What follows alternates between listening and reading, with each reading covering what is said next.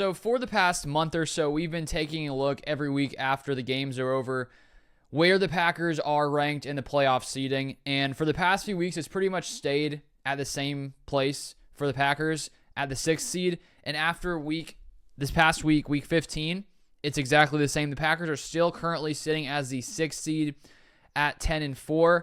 And looking at the rest of the teams in the NFC where things are situated right now, it looks like the Packers will likely finish as the 6th seed. If you look at some of these other seeds, the Lions still the 1 seed, even though the Eagles now have the same record as the Lions, with the Lions losing. The Eagles are the 2 seed. We have the Vikings as the 5th seed. They clinched a playoff spot this past week. The Buccaneers are the 3rd seed now because the Packers beat the Seahawks. The Seahawks were the 3rd seed. The Buccaneers, 3rd seed at 8-6. Rams now the 4th seed at 8-6. Then you have I already said, Vikings at 5, Packers at 6, and then Commanders 1 game behind the Packers at 9-5. And now the Packers are pretty much not going to win the NFC North. I think it was already looking that way after they lost to the Lions a couple weeks ago. And there technically still is a chance the Packers win the NFC North. Here's the situation. So if the Vikings and Lions both lose the next 2 games, and then when they play each other in Week 18, they tie, and the Packers win out, the Packers can win the NFC North.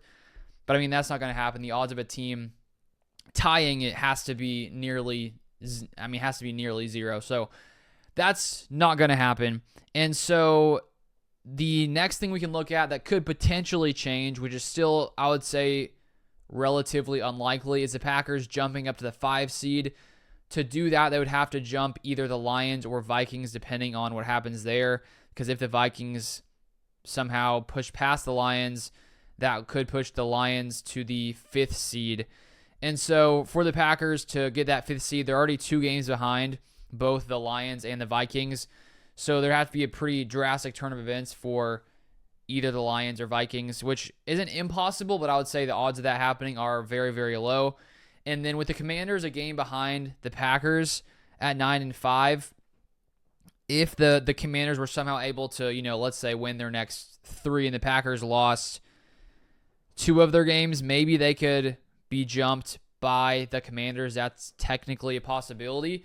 But overall, it looks like the Packers right now, if you had to guess, are probably going to finish as the 6th seed. And so the biggest thing to watch is who's going to finish off as that 3rd seed. And when it comes to making the playoffs, the Packers do currently have a greater than 99% chance to win the playoffs. And I just saw some information put out which showed the possible Packers clinching the playoffs coming up this next week, posted by Rob Demovsky. It says here, Green Bay clinches a playoff berth with either a Green Bay win or tie. So on Monday night, Packers' next game, if they beat the Saints, they're in the playoffs. If they tie, they're also in the playoffs. So they can clinch on Monday with 3 games still to go, 2 after that one. They can also clinch if Atlanta loses or ties and the Rams lose or tie, which is a possibility. Or if the Falcons lose or tie and the Seahawks lose or tie. So the Packers could technically make the playoffs before Monday night's game if one of those 2 scenarios happens, including what has to happen in both is Falcons lose, and then if the Rams lose or the Seahawks lose and the Falcons lose, then the Packers will make the playoffs. So it's looking like the Packers will make the playoffs, and that's at least a good thing. And there's not much that can change in the rest of the seedings. So it looks like the Packers will probably be the 6th seed, and so that's sort of where it's sitting right now. But if you want more Packers content, feel free to subscribe down below, and I'll see you guys next time.